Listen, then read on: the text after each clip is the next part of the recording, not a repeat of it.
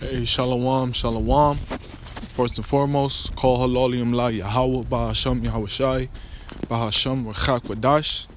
Double honors to the apostles and elders of Great Millstone who ruled well and taught us this Amath, which is the truth. Peace, love, and salutations to the hopeful elect that preach this word in truth and sincerity throughout the four corners of the globe. All right, to you, I say shalom, shalom. And this is just a little walking talk.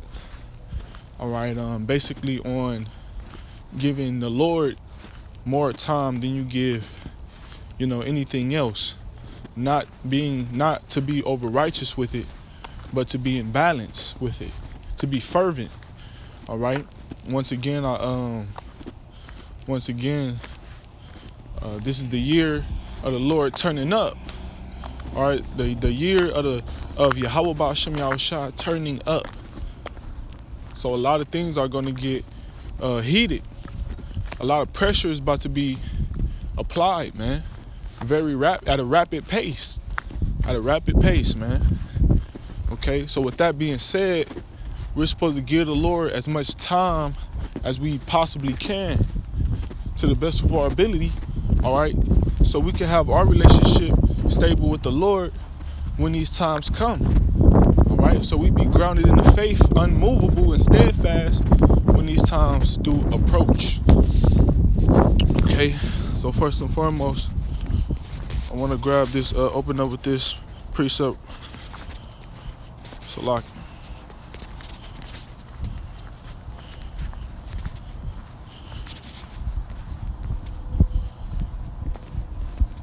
This is Sirach chapter 5. Sirach chapter 5. I'm going to start at the top. Well, matter of fact, no, I'm going to just grab the point. I'm going to get to the point. Verse 7. It says, make no tarrying to turn to the Lord. A tarrying is a procrastination. All right, that's what tarrying is. Procrastination. All right, linger. All right, that's what's tarrying. But it says not to do that, man. All right, don't.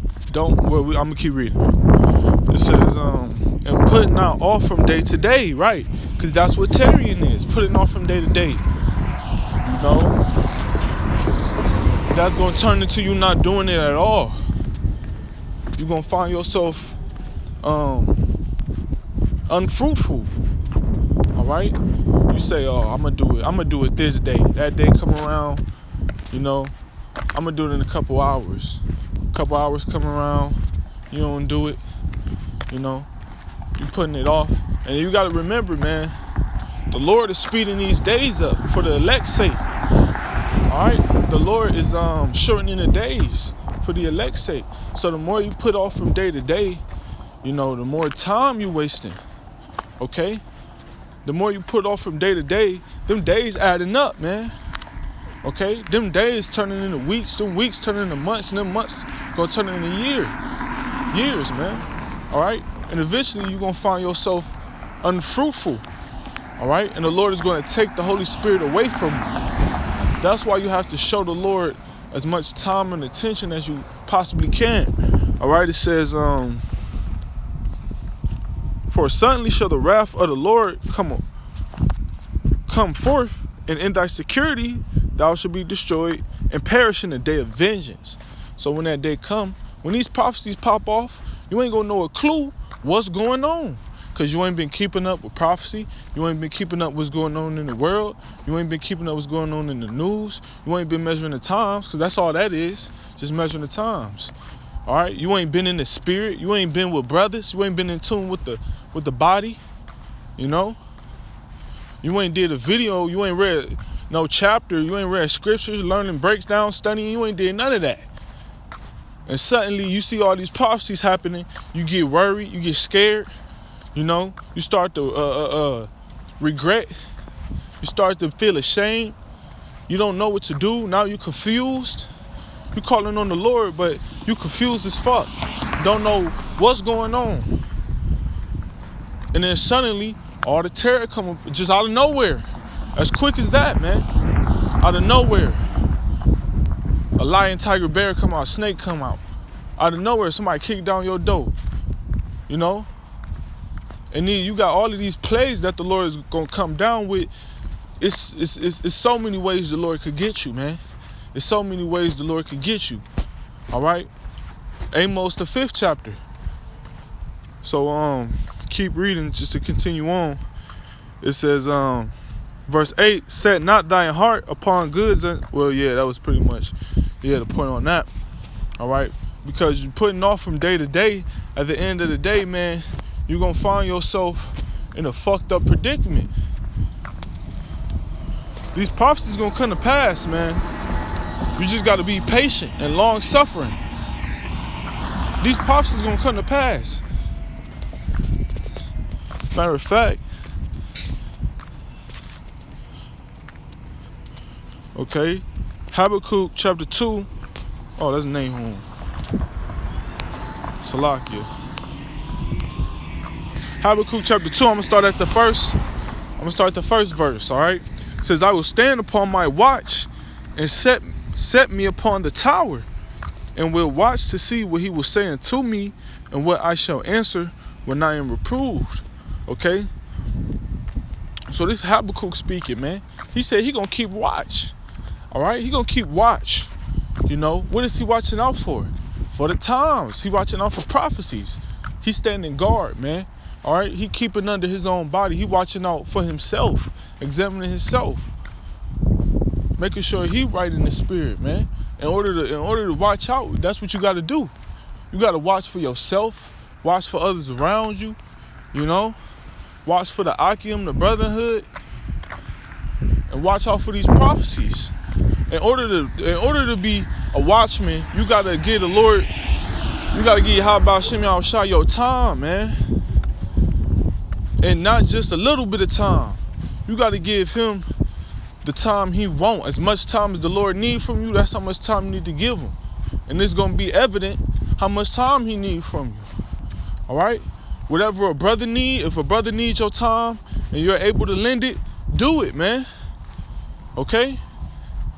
Because that's also giving the Lord your time. You're giving a brother your time, man. But first and foremost, we on our watch for these prophecies. So we won't be lost in the sauce, all right? So we'll know what the hell going on, and we'll know what's going on when we telling the people what's going on. When we prophesy, so we know what we're talking about, all right? Learning the breakdowns of the scriptures so we can break it down the right way, properly dividing the word of truth. As the scriptures say, verse 2, and the Lord answered me and said, write the vision and make it plain upon tables, that he may run that readeth it. And that's what you're supposed to do when you go out there and preach. You're supposed to break it down and put it in simplest form according to, you know, according to your audience or who you teaching. You know? Paul was an expert at that. All right? Paul was an absolute expert at that. The Lord gave him that gift to be able to do so. The Lord gave us that gift, man. All right? It says, verse 3, for the vision is yet for an appointed time. So in order, Salakia, in order to endure these times, man, you have to wait on it.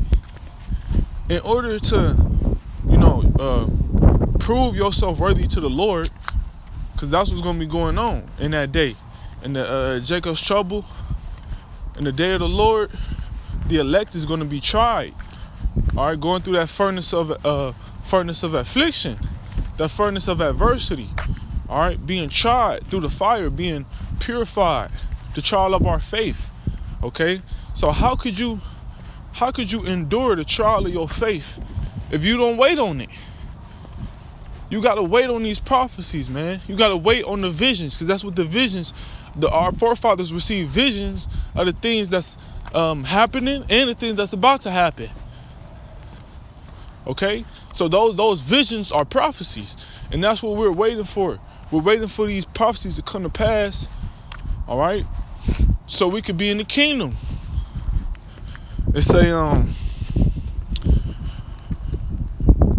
verse 3, for the vision is yet for an appointed time, but at the end it shall speak and not lie. That means these prophecies gonna happen at a certain interval of time, a designated time. Matter of fact, a specific time. The Lord got it all planned, mapped out in order. The Lord got these prophecies lined up in order, man. So when they happen, it's gonna happen at the perfect moment. It's gonna happen at the perfect time. Perfect time for the judgment of these wicked ass people, and the perfect time for the elect. The perfect time for Yahushua, man, to come back. Because the Yahushua don't even know. Alright? But it's gonna be the perfect time when the Lord tell Yahushua, go get him. You know, basically, hey, give him that green light to come and deliver us out this captivity, man. Salaki. Alright, it says, though it tarry, wait for it, because it will surely come, it will not tarry. Alright, that's what we gotta do. We gotta wait for these things, man. Though they may tarry, procrastinate, they may they may linger a little bit. We have to be patient. We have to be long suffering. Just like our Lord Yahushua, man. Yahushua is long suffering. Yahweh Shem Yahushua is long suffering. So that's how we have to be. We have to long suffer. All right, we have to endure the wickedness of this place. We have to endure, the unrighteous treatment. We have to endure the being despised, being rejected. Okay, and whatever else we got coming according to our lot, we got to endure it, man. So with that being said, in order to endure these things, you have to have a strong relationship with the Lord. So the Lord can give you that spirit to endure. All right, if you have a strong relationship with someone, that means you spend a lot of time with them. You have to give Yahweh Shem Yahushua a lot of your time. All right, because anything other than that, all right, you showing anything or anybody more attention than you show the Lord gonna get jealous. He gonna judge you. All right, according to how he seemed fit. Okay, and the scriptures talk about how the chastisement is grievous. It's not joyous at first, it's grievous. All right, so with that being said, Lord willing, this was edifying to those who can receive it, and to the body. Once again, call halal yamla Yahweh Bahasham Yahushai Bahasham Wadash. Double honor to our apostles and elders of Great Millstone who rule well. Shalom, shalom.